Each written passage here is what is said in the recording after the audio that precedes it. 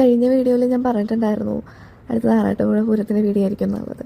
പക്ഷേ ഞങ്ങൾ രാത്രി പോയില്ല. ഞങ്ങൾ തൃപ്രയർ തേവരെ കാണാൻ വേണ്ടി പുലർച്ചെയാണ് പോയത്.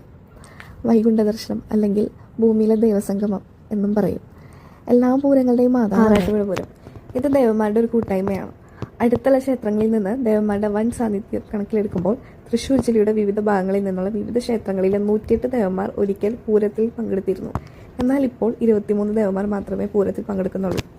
ഇന്ത്യൻ ഉപഭൂഖണ്ഡത്തിൽ ഏറ്റവും പഴക്കം ചേർന്ന ക്ഷേത്രോത്സവമായി ഇത് കണക്കപ്പെടുന്നു.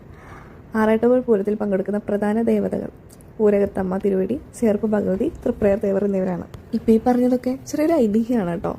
നിങ്ങൾക്കറിയാം ആറാട്ടുപുഴ പൂരത്തിൻ്റെ കുറേ വിശേഷങ്ങൾ.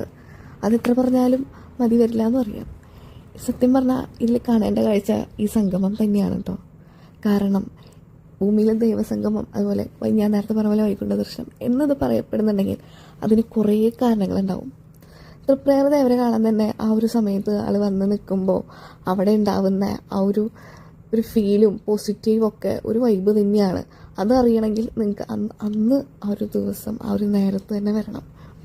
ഞാൻ പറയുകയാണെങ്കിൽ ഏറ്റവും അനുയോജ്യമായ അല്ലെങ്കിൽ ഒരു ടൈം ആറാട്ടുപുഴ പൂരം കാണാൻ വരുന്നുണ്ടെങ്കിൽ ആ ഒരു നേരത്ത് വരെയായിരിക്കും കേട്ടോ. കാരണം ദേവരെ കാണാനും തൊഴാനും ഒക്കെ പറ്റും നമുക്ക്. പിന്നെ ആ ഒരു സമയമൊക്കെ ആകുമ്പോൾ എല്ലാ ദേവിയും ദേവനൊക്കെ ഇവിടെ തന്നെ ഉണ്ടാവും.